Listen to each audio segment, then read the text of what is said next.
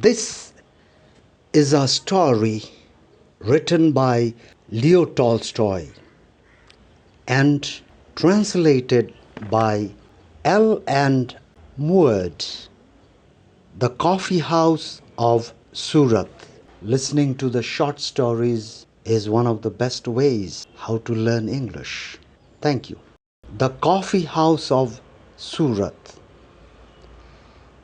In the town of Surat in India was a coffee house where many travelers and foreigners from all parts of the world met and conversed.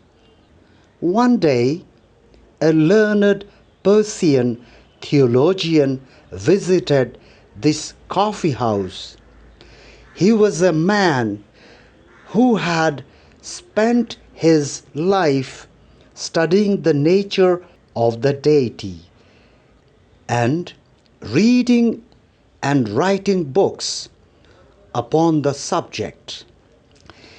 He had thought, read, and written so much about God that eventually he lost his wits, became quite confused, and ceased even to believe in the existence of a God. The Shah, hearing of this, had banished him from Persia. After having argued all his life about the first cause, this unfortunate theologian had ended up quite perplexing himself, and instead of understanding that he had lost his reason, he began to think that there was no higher reason controlling the universe. This man had an African slave who followed him everywhere. When the theologian entered the coffee house, the slave remained outside near the door, sitting on a stone in the glare of the sun and driving away the flies that buzzed around him. The Persian, having settled down on a divan in the coffee house, ordered himself a cup of opium. When he had drunk it and the opium had begun to quicken the working of his brain, he addressed his slave through the open door. "Tell me, wretched slave," said he, "do you think there is a God or not?" "Of course there is," said the slave, and immediately drew from under his girdle a small idol of wood. "There," said he, "that is the God who has guarded me from the day of my birth. Everyone in our country worships the fetish tree from the wood of which this God was made." This conversation between the theologian and his slave was listened to with surprise by the other guests in the coffee house. They were astonished at the master's question, and yet more so at the slave's reply. One of them, a Brahmin, on hearing the words spoken by the slave, turned to him and said, "Miserable fool, is it possible you believe that God can be carried under a man's girdle? There is one God, Brahma, and he is greater than the whole world, for he created it. Brahma is the one and the mighty God, and in his honor are built the temples on the Ganges banks, where his true priests, the Brahmins, worship him. They know the true God, and none but they. 1,000 scores of years have passed, and yet through the revolution after revolution, these priests have held their sway because Brahma, the one true God, has protected them. So spoke the Brahmin, thinking to convince everyone.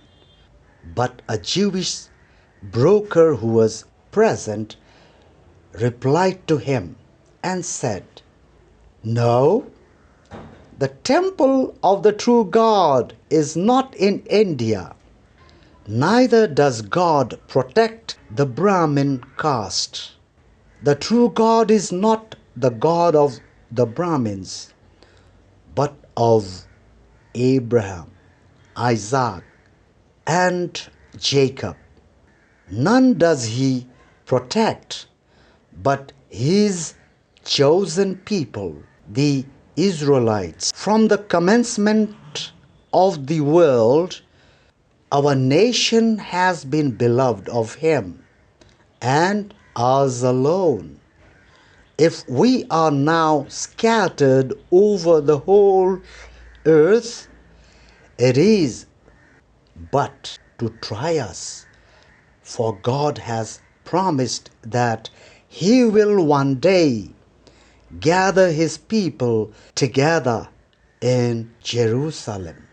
Then, with the temple of Jerusalem, the wonder of the ancient world, restored to its splendor, shall Israel be established, a ruler over all nations."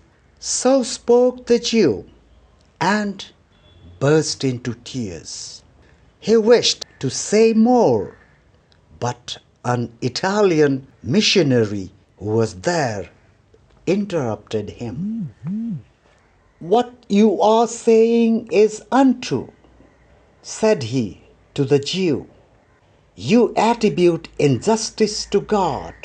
He cannot love your nation above the rest. Nay, rather, even if it be true that of old he favored the Israelites, it is now 1900 years since they angered him and caused him to destroy their nation and scattered them over the earth, so that their faith makes no converts and has died out except here and there.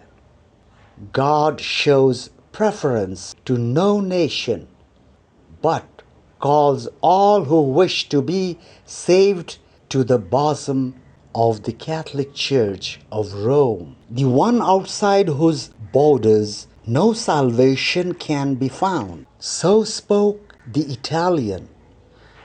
But a Protestant minister who happened to be present, growing pale, turned to the Catholic missionary and exclaimed, "How can you say that salvation belongs to your religion?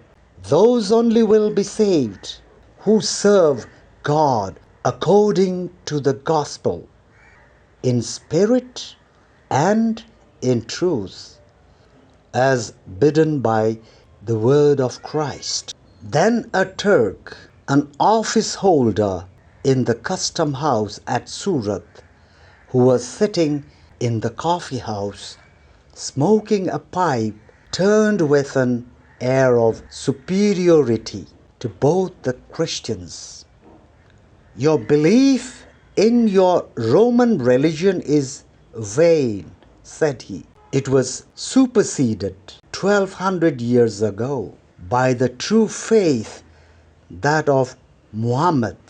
you cannot but observe how the true Mohammedan continues faith to spread both in Europe and Asia, and even in the enlightened country of China.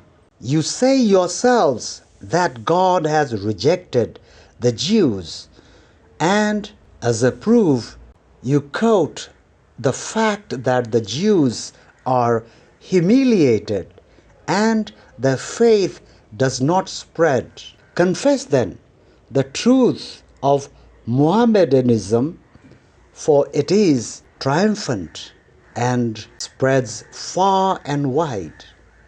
None will be saved but the followers of Muhammad, God's latest prophet, and of them only the followers of Omar, and not of Ali, for the latter are false to the faith.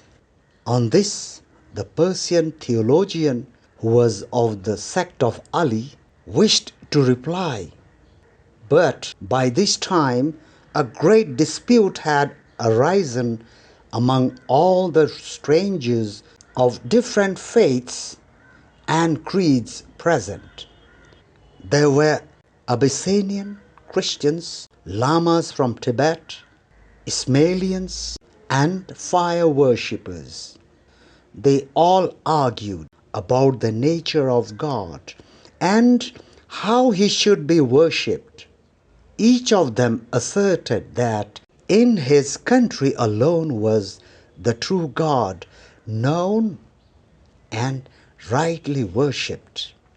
Everyone argued and shouted except a Chinaman, a student of Confucius, who sat quietly in one corner of the coffee house, not joining in the dispute. He sat there drinking tea and listening to what the others said, but did not speak himself. The Turk noticed him sitting there and appealed to him, saying, "You can confirm what I say, my good Chinaman. You hold your peace, but if you spoke, I know you would uphold my opinion. Traders from your country who come to me for assistance tell me that though many religions have been introduced into China, you Chinese consider Mohammedanism the best of all and adopt it willingly. Confirm then my words and tell us your opinion of the true God and of his prophet." "Yes, yes," said the rest, turning to the Chinaman. "Let us hear what you think on the subject." The Chinaman, the student of Confucius, closed his eyes and thought a while. Then he opened them again, and drawing his hands out of the wide sleeves of his garment and folding them on his breast, he spoke as follows in a calm and quiet voice. "Sirs, it seems to me that it is chiefly pride that prevents men agreeing with one another on matters of faith.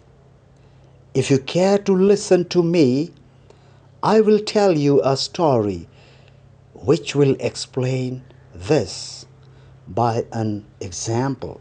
I came here from China on an English steamer which had been round the world.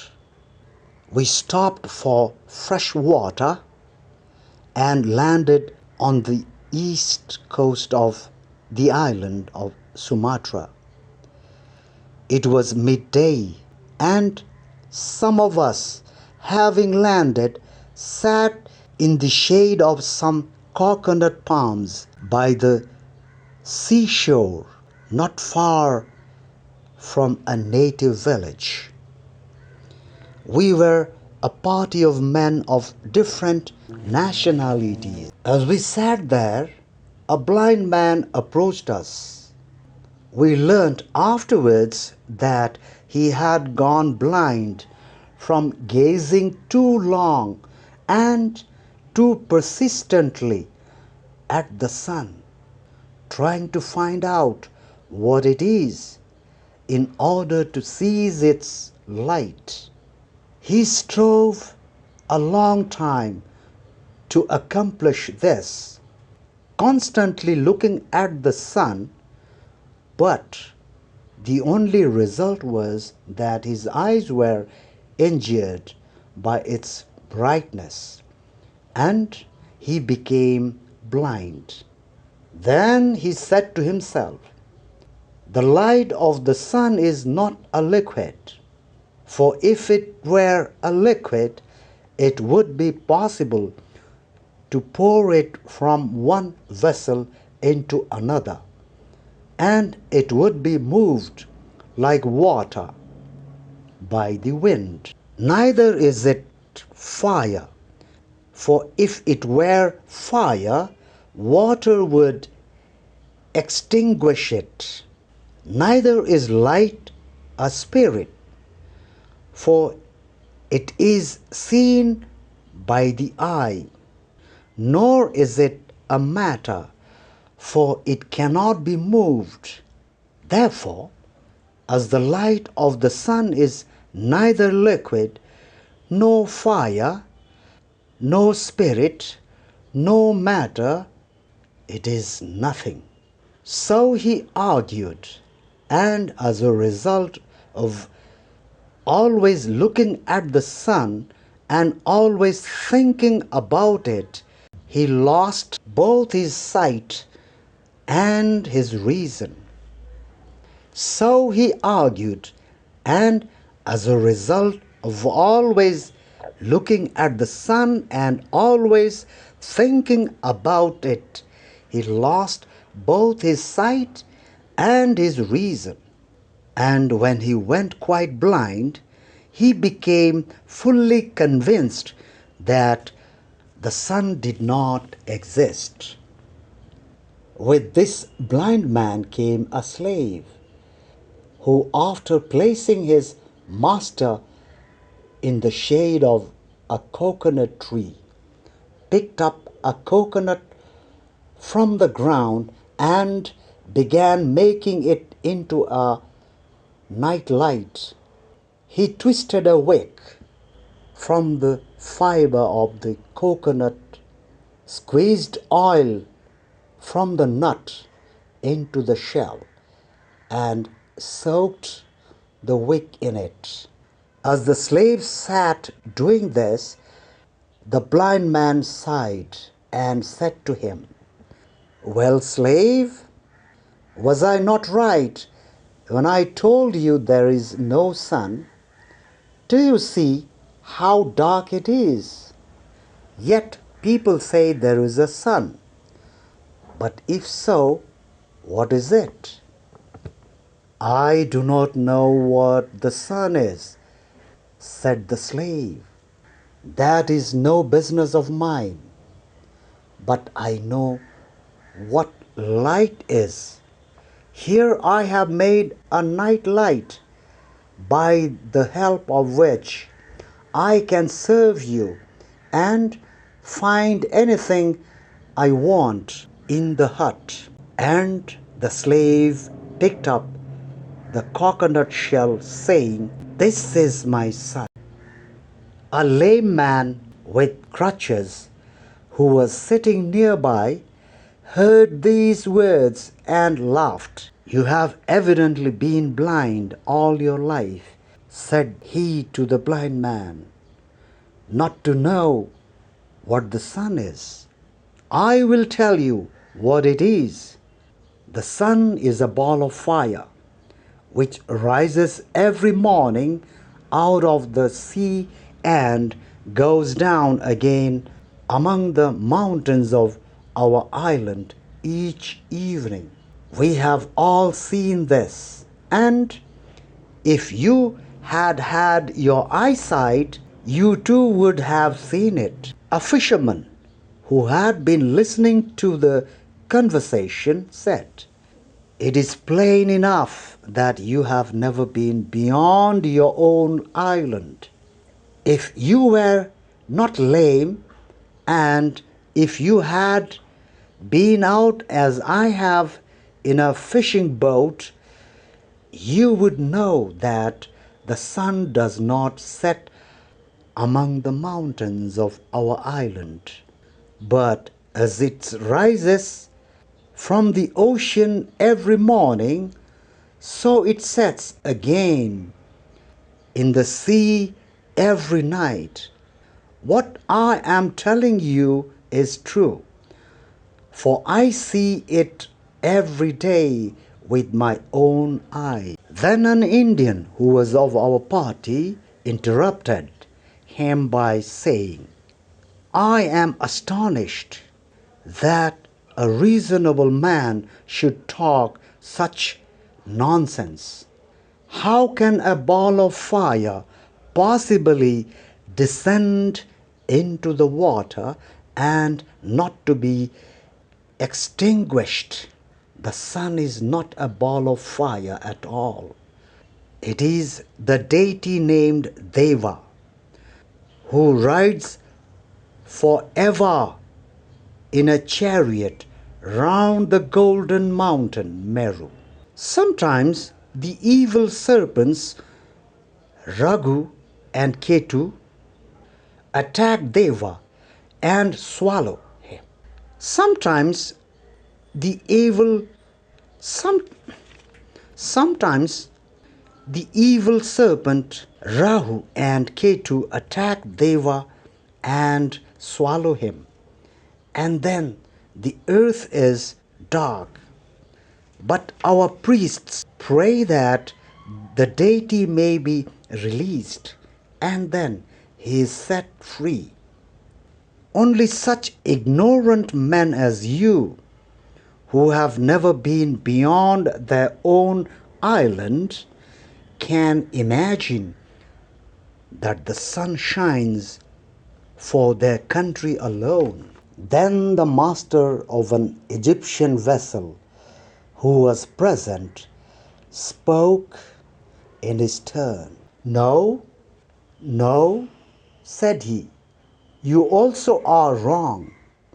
The sun is not a deity, and it does not move only around India and its golden mountain. I have sailed much on the Black Sea and along the coasts of Arabia, and have been to Madagascar and to the Philippines. The sun lights the whole earth, and not India alone, but rises far in the east, beyond the Isles of Japan, and sets far, far away in the west, beyond the islands of England. That is why the Japanese call their country Nippon. That is the birth of the sun. I know this well, for I have myself seen much and heard more from my grandfather, who sailed to the very ends of the sea." He would have gone on, but an English sailor from our ship interrupted him. "There is no country," he said, "where people know so much about the sun's movements as in England. The sun, as everyone in England knows, rises nowhere and sets nowhere. It is always moving round the earth. You can be sure of this, for we have just been round the world ourselves and nowhere knocked up against the sun. Wherever we went, the sun showed itself in the morning and hid itself at night, just as it does here. And the Englishman took a stick and, drawing circles on the sand, tried to explain how the sun moves in the heavens and goes around the world, but he was unable to explain it clearly, and pointing to the ship's pilot, said, "This man knows more about it than I do. He can explain it properly." The pilot, who was an intelligent man, had listened in silence to the talk till he was asked to speak. Now everyone turned to him, and he said, "You are all misleading one another and are yourselves deceived. The sun does not go round the earth, but the earth goes round the sun, revolving as it goes and turning towards the sun in the course of each 24 hours. Not only Japan and the Philippines and Sumatra, where we now are, but Africa and Europe and America and many lands besides. The sun does not shine for some one mountain, or for some one island, or for some one sea, nor even for one earth alone, but for other planets as well, our earth. If you would only look up at the heavens instead of at the ground beneath your own feet, you might all understand this, and would then no longer suppose that the sun shines for you and for your country alone. Thus spoke the wise pilot, who had voyaged much about the world and had gazed much upon the heavens above. "So the matters of faith," continued the Chinaman, the student of Confucius, "it is pride that causes error and discord among men. As with the sun, so it is with God. Each man wants to have a special God of his own, or at least a special God for his native land. Each nation wishes to confine in its own temples him whom the world cannot contain. Can any temple compare with that which God Himself has built to unite all men in one faith and one religion? All human temples are built on the model of this temple, which is God's own world. Every temple has its fonts, its vaulted roofs, its lamps, its pictures or sculptures, its inscriptions, its books of the law, its offerings, its altars, and its priests. But in what temple is there such a font as the ocean, such a vault as that of the heavens, such a lamps as the sun, moon, and stars, or any figures to be compared? with living, loving, mutually helpful men? Where are there any records of God's goodness so easy to understand as the blessings which God has strewn abroad for man's happiness? Where is there any book of the law so clear to each man as that written in his heart? What sacrifices equal the self-denials which loving men and women make for one another? And what altar can be compared with the heart of a good man, on which God Himself accepts the sacrifice? The higher a man's conception of God, the higher the man's conception of God, the better will he know Him. And the better he knows God, the nearer will he draw to Him, imitating His goodness, His mercy, and His love of man. Therefore, let him who sees the sun's whole light filling the world refrain from blaming or despising the superstitious man who in his own idol sees one ray of that same light. Let him not despise even the unbeliever who is blind and cannot see the sun at all.